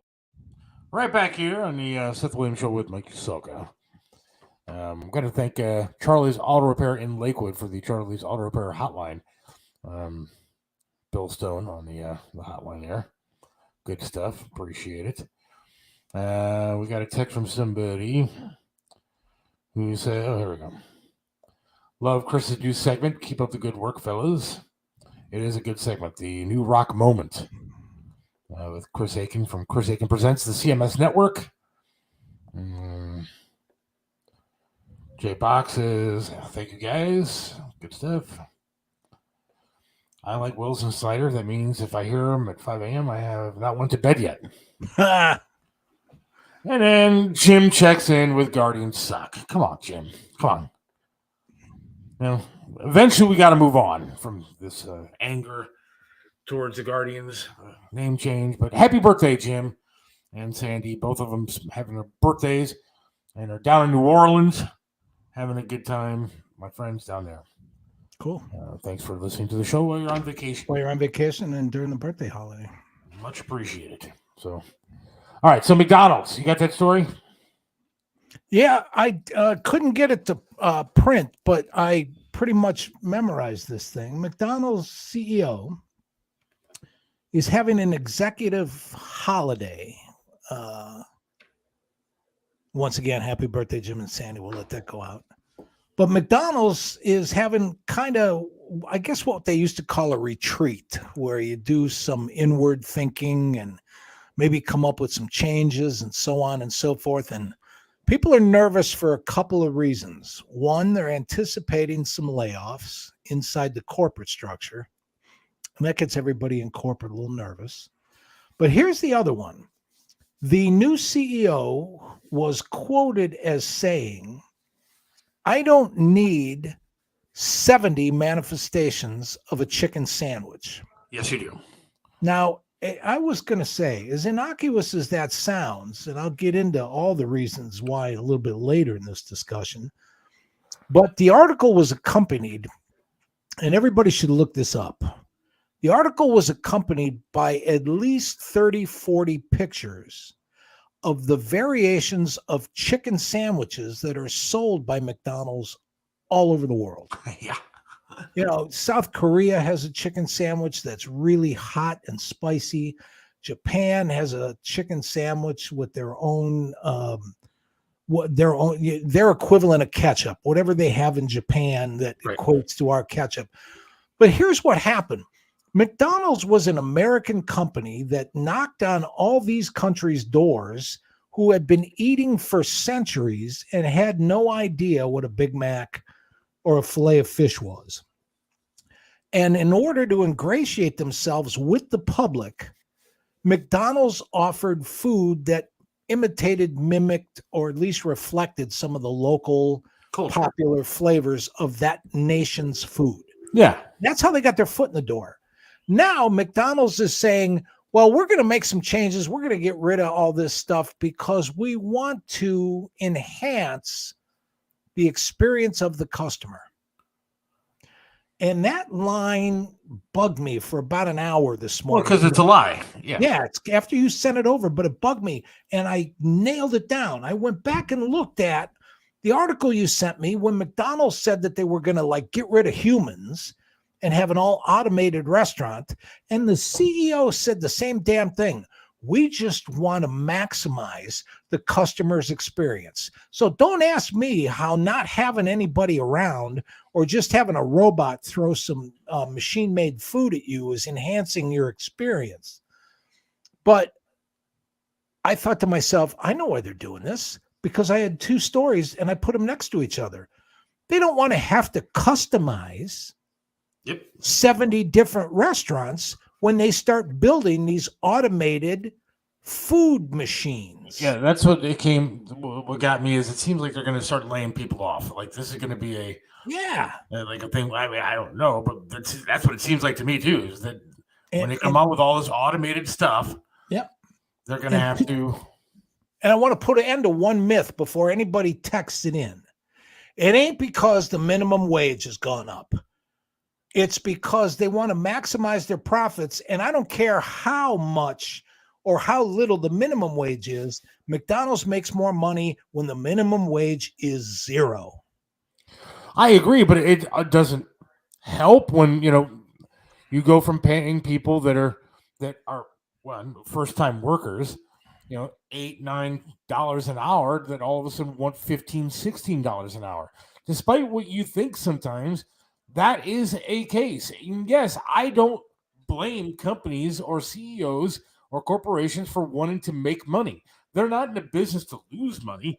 So if they find a way to make more money, there's nothing necessarily wrong with that. Yeah, Now, but I don't we're like the unbelievable. model. I don't like the model of firing people and have automation all over the place. Yeah, because well, it's people coming. do need jobs. Because the thing Because about then it you know is, what happens? Where are they is- going to go to get the money? They're going to go to the government to get the money. no, that's not going to happen at all. Business is going to pay people to stay home. This ain't about the government. This is when we're finally going to learn that it ain't left, right, up, down, black, white, blue, or red. It's about the corporations because they don't want to make more money, Seth. They want all the money. All right. So what do you think is going to happen to the people that don't have jobs anymore? Who's going to pay them to sit at home? The government is. No, the government's not going to pay them. Well, who's going to pay them to sit at home? Or are they just going to sit at home with The nothing? business is going to give the governments the universal minimum wage, and people will sit at home. And because of that, because they're going to be on limited salaries, they're going to be told what and where they can go and what they can and cannot do. Have you seen that commercial already where it says, well, some people say the future is going to be all animate or whatever that, what's the word with those glasses? It's going to be all Virtual? Yeah, virtual. And it shows the little kids in kindergarten putting on the glasses and they get to go pet the mastodon. Well, instead of being able to go to Paris, you're going to be able to look at Paris. Instead of being able to scuba dive, you're going to be able to look at what it's like under the ocean. And you're going to be told to stay in your house and everything. That's the whole purpose of these 15-minute cities. But you say that like the corporations are going to be doing it. If they don't want to pay you to work at the restaurant, they're not going to pay you to sit at home. The Yes, government is going to pay you to sit at home. No, and the problem with this there won't even country, be a government by then. There won't even be a government by then. There will be a CEO. Is that the majority of the people that are poor vote for the people that are going to give them the most money to do nothing. And that's a big problem. Instead of working, it's a lot easier for the government to pay you to do nothing. You know what's an even bigger scary. problem? You know what's an even bigger problem? The middle class has been trained to hate the poor because they think the poor are freeloaders. When all of the business and companies like McDonald's and Ford and all of those banks, they all treat everybody like they're freeloaders and that they're a pain in the ass. Because truth of the matter is resources are limited and the system's only going to work and last as long as it is if we tell everybody how much they can and cannot do.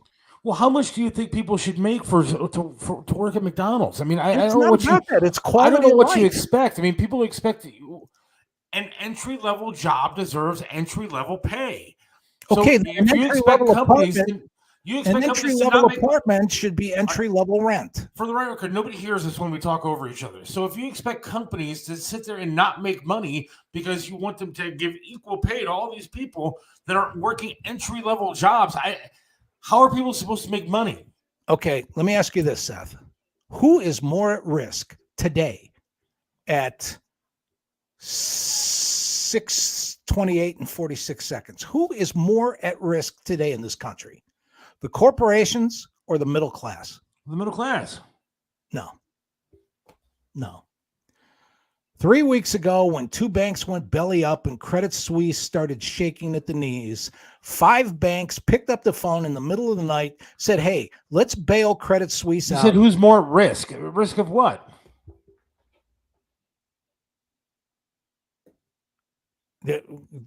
Who has more to lose? It's the middle class. Absolutely. The middle class has more to lose. But what I'm saying it's is, not is because it's not because of the poor, it's because of those above them. And instead, we're focused on fighting with each other. This is what I'm saying is you have this idea that the poor just they really want to get out there and work and they just can't do it. And I get that. Corporations aren't paying enough money. That's not true. The majority of the poor do it because they don't want to do it. They're not working because they don't want to work. And I'll let you know. The majority of the poor are sitting in the neighborhoods that are crap because they want to do that. I mean, there's for the majority of people, you can find a way out of the situation that you're in.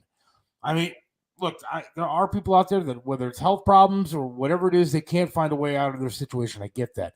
But the majority of the poor people that are out there do it because somebody else is taking care of them, because they're going to be able to take the government and live off of it. That's what they're doing. And the middle class is busting their ass and they're no farther ahead. They're farther behind than they were 50, 60 years ago. Okay, but I don't know what you expect. I mean, what do you want the middle class to do? I agree. So you want these corporations to hand over a lot more money, so there is no more middle class. We're all rich. No. What do you want? No, it's not about writing blank checks. I just want the middle class to stand up for at least a higher quality of life for everybody, not just the middle class, not just the poor.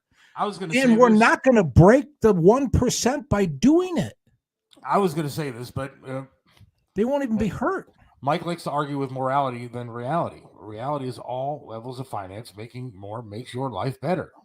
Yes. Yeah, but you know what? When you're talking about making more, like it's, Jack and the Beanstalk, or like the Iron Worker, like trust me, third and fourth and fifth generation big money didn't earn shit. They didn't work for a damn thing, but they still control 97% of the wealth. Okay, I'm not trying to be a dick here, so forgive me if it comes out that way, but I apologize in advance. I mean, do you think that you deserve the same money that Sam Kinison got?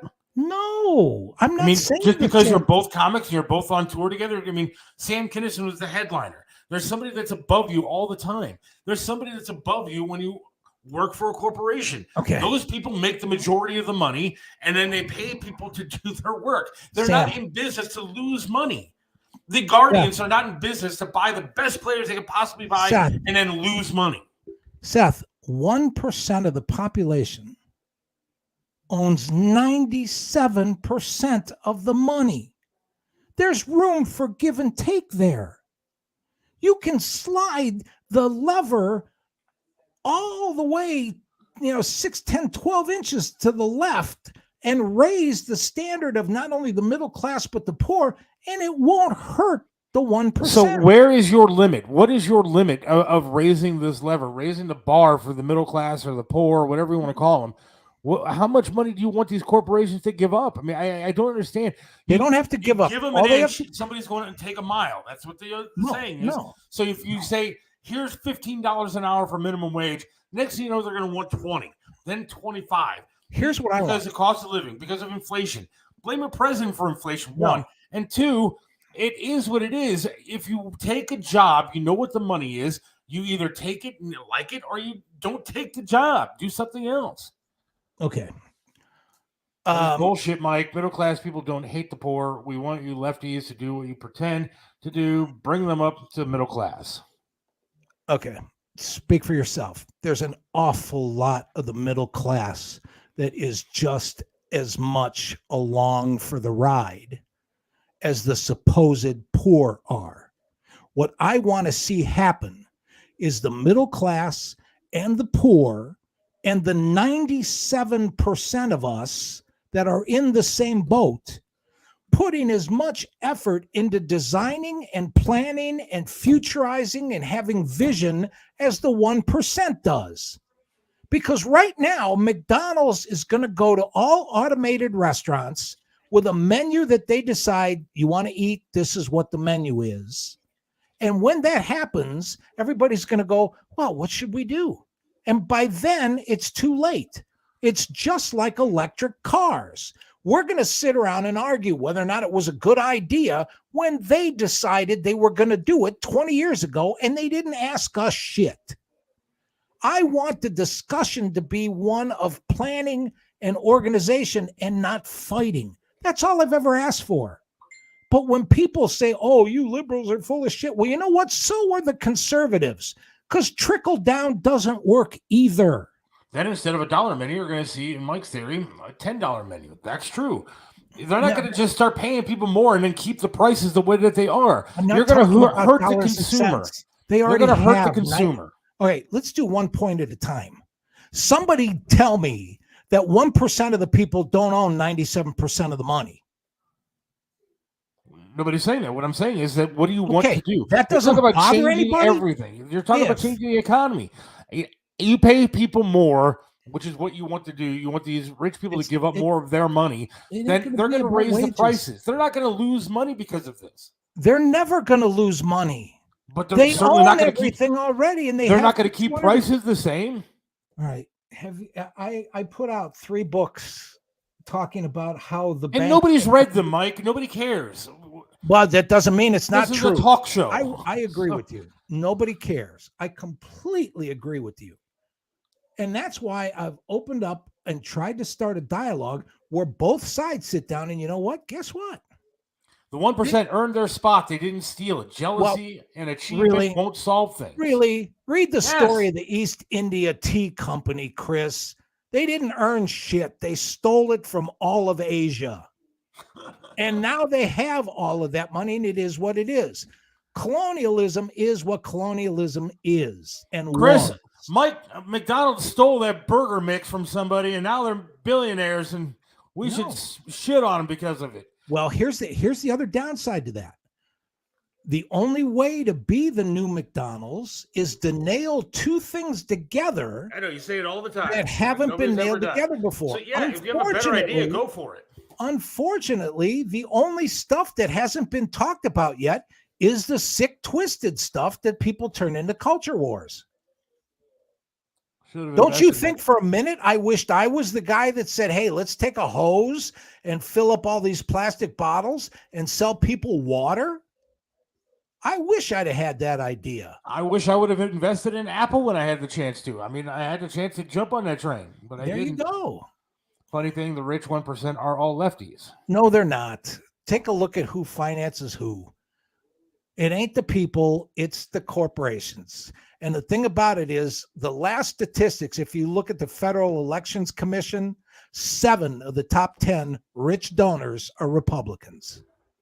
And there's nothing wrong with that. If we started over 100%, it would take a year for the 1% to recapture wealth and power. All right, here's the deal, folks. I got a surprise for you. We're not going to win. This isn't fantasy land to me. I don't want some sort of utopia. That's never going to happen. Well, that seems kind of what you want. You want everybody to, get their fair share, be rich and happy. I'll tell you what I want. We're not going to win. It's coming. It can't be stopped. It's undeniable. I want 2 things. Admit it. Deal with it. Well, actually, I want like 4. Talk about it and try to make it more comfortable for everybody else because it's coming. It's coming. We talked about this, and this was the other stories that we're going to get to today. The Rocket Mortgage app that manages your money.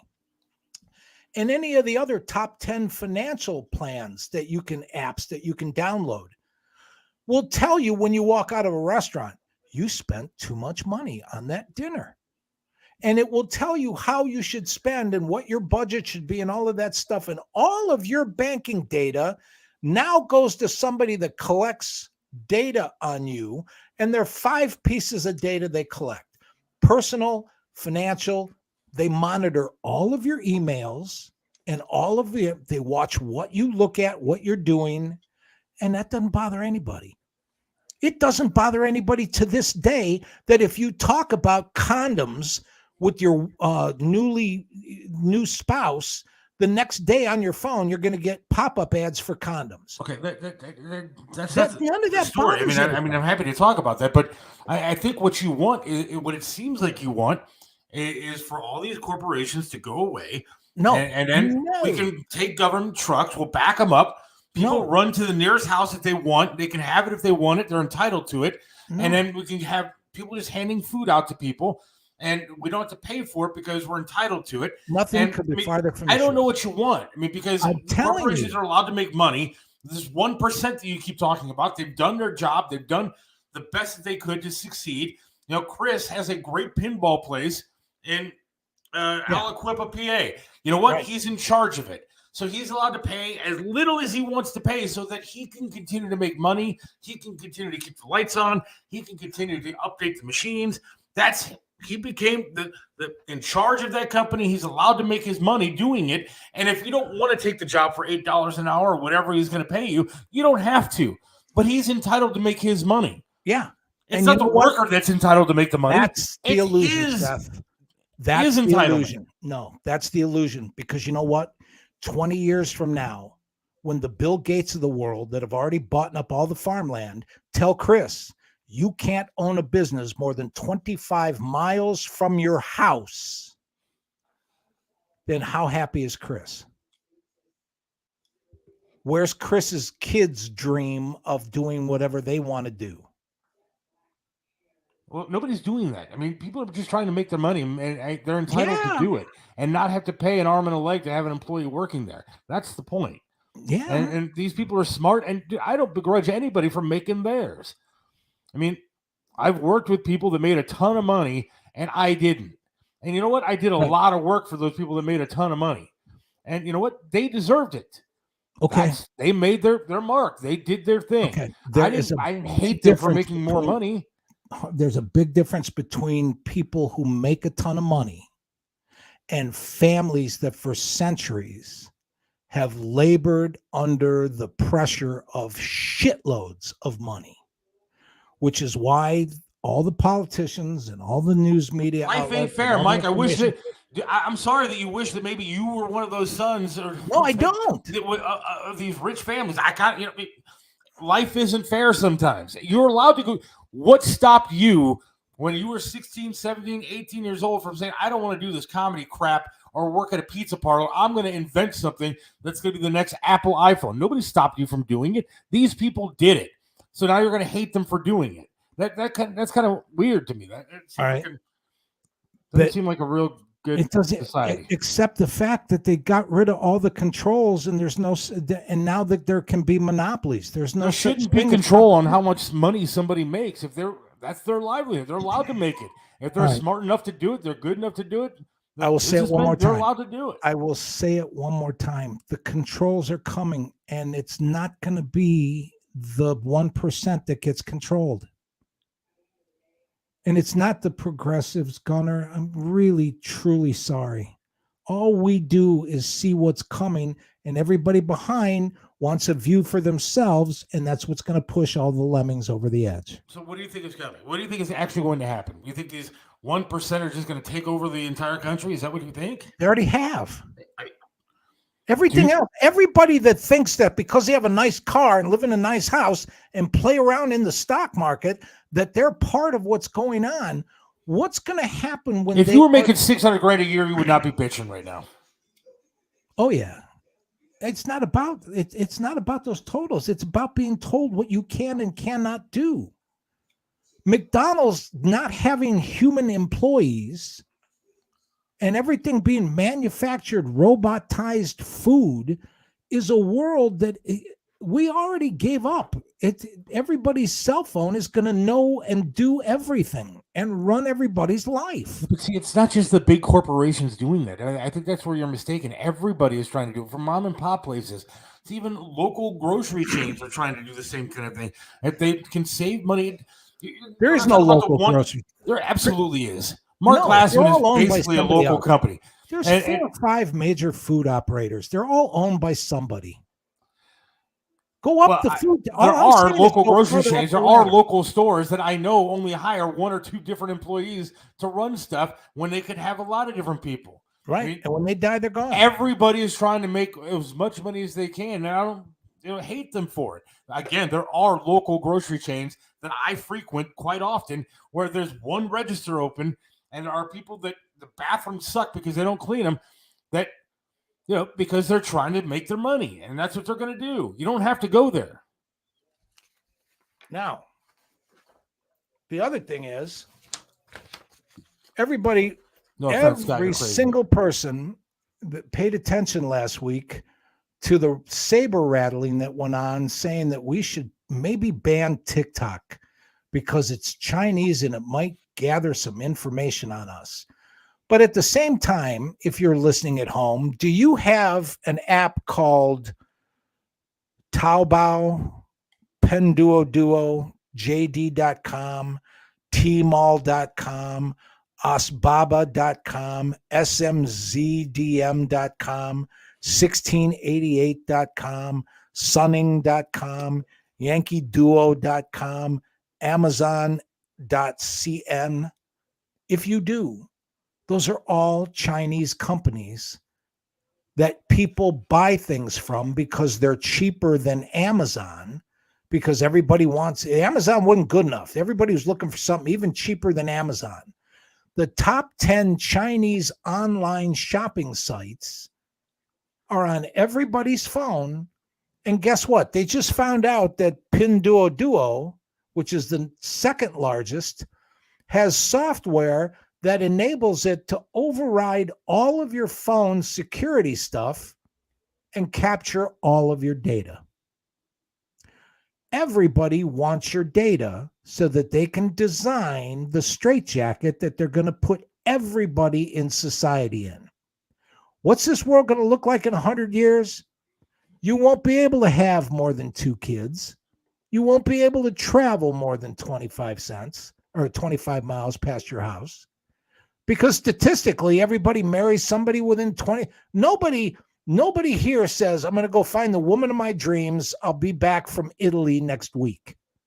Everybody dates locally. And everybody does what they can. And here's the beauty of it all. I think falling in love, raising a family, and growing old gracefully together is all we can hope for. But in the meantime, quit yelling and screaming and hating everybody else when we're all being put into the giant Skinner box. And it has nothing to do with whether you make $100,000 or $1 million a year, because $1 million a year doesn't equate to putting you in the 1% club. Those people are billionaires. That's $1 million. So you make 10, 12, 15 million playing baseball a year, and you think, wow, they ain't shit. And all I want everybody to do is to put as much planning and discussion into what happens in the changes in our life as the people that are doing the things that change our lives. Yeah, see, I kind of agree here with Rick. I don't really care about these people taking. What are they taking from me? They haven't taken anything from you yet. Your Taking from me. daughter's going to have a child, and when that child has to stay at home and everything and eat 6 things, and everything about her is known before she even does it. Do you know that there are studies being done to see if you can recognize future criminals by the iris print in your eyes? Good. Get them off the streets early. And Okay. look, I don't really care if TikTok is spying. I mean, what do I have to hide from TikTok? I mean, they're not taking anything out of my bank account. As long as they're not doing that, I don't really care. You know, what are they going to do? They're going to see what porn I look at, like Rick said. It doesn't matter to me. I'm one of those people. I guess the difference between a liberal and are they watching me get dressed and undressed? I mean, I hope they're not doing that, but that's their loss if they're watching that. So I really don't get what they're taking from me. They're seeing what stuff I look at. Straitjacket. So they can look at what ads they want to give me. Why is every single big corporation interested in everybody's data? Why do they want it? Why do they need it? You know why? All they're basically doing is they're streaming ads towards you that you think you're going to like and think you're going to buy stuff from. They follow that kind of thing. They follow the trends that you're looking at, the things that you are talking about, whatever it is, so that way they can streamline ads towards you to skew you. I mean, that's what TikTok does when it comes to their algorithms, what they show you. Whether if I start looking at a couple of girls that are half naked, all of a sudden we get a whole bunch of girls that are half naked. If I look up Trump, then they start sending me a lot of stuff that's pro-Trump. They follow your algorithms, and who cares? That's what I like to look at, so that's what I want to see. Then you end up one of those giant pigs that they put in a cage where they can't move, and they just stuff them full of food. Well, one, I could eat the food. I'm more than happy to be stuffed because that'd be fine with me. But they're not doing that. They're not putting you in jail. They're not putting you behind cages like you're talking about. Well, I don't know what they're actually getting. I have nothing to hide. People got upset about when they started doing this anti-terrorism stuff, and they were, what is it, Patriot Act or whatever it was that they'd be looking at what you're. Yeah. What do I have to hide? I'm not stealing from anybody. I don't do anything wrong. I'm not a robber, so who cares if they want to listen to my phone conversations? I don't care if they listen to my conversation. It's going to be awfully boring for them. No, not when you're dealing with the whole world. It's kind of a challenge to them. When you were 16 and got your first job, you took that check to the bank, And the bank was grateful that you walked in and made the decision to trust them with your money. Now they're getting rid of cash, and your bank is getting ready to get direct deposit and tell you what you can and can't do with your money. There was a time when privacy meant just as much to people as their gun. Those days are gone. I don't want to replace everything. Right? Nobody cares because it's gone. You're bringing up stuff that nobody's done. Nobody's telling me what I can or cannot do with my money. Nobody's telling me where I can or cannot shop. And if you think that's actually going to happen, I mean, that's awfully crazy. I don't know. Well, go read anything about the global planning societies and some of the stuff that they're doing. The plans, the meetings are already being held. I'm not pulling this shit out of my ass. I study this stuff. Somebody that doesn't like the conspiracy of a flat earth or climate change, and you are so hell-bent on saying that the 1% is going to put us in cages and start taking our money and force-feeding us and telling us what to buy and where to go, that's a pretty crazy theory. It's what they've been doing since day one. That's why everybody conquered everybody else and all that stuff. That's why we wanted to build a wall to keep everybody else but us. We all are doing that. And as far as they wanted to build a wall to keep fentanyl and people out of this country that are here illegally, that has nothing to do with controlling the country. Except most of the fentanyl comes in from Canada. Borders, and they enforce the borders except for us. You know, Canada does have a border that you're not supposed to just go across and that's a whole separate show. But what I'm saying, you brought it up. You brought up the border wall. That's not what they're doing to try to separate our country to control us. No, I'm saying that we've been doing for. Yeah. They're never going to tell us how many kids we can or cannot have. My point is, until we reach a point where we're all on the same page, we all believe we're on the same team, and even though we're different, we appreciate all the different angles, but there's some strength in unity, it's never going to happen. Yeah. Look what's going on in Paris. Look what's going on in Israel. Those people are in the streets. We fought a revolution in this country because they were going to raise the price of tea. The king is going to raise the price of tea. Bullshit. And we fought a revolution. Everybody says, well, I need my guns in case the government gets out of hand. And then they put the gun down and say, you know what? The government's out of hand and everything's a conspiracy. Well, then take your phone outside and shoot it. They want to take our guns. Oh, by the way. Well, yeah, and you know what? And maybe that's why. Maybe they don't want us to have a revolution in this country. Well, we'll never have a revolution. We're too lazy. You know why? Because you can't get people to agree on anything. No matter what it is, you can't get people to agree on stuff. And you talking about us standing up against the government or whatever it is, that's a bunch of crap. Nobody's going to do it. I'm not saying stand up against the government. The government is not the enemy. That's the thing I hate Reagan for. The government, this is the only country on the face of the earth that was founded on the principle that the people were the government.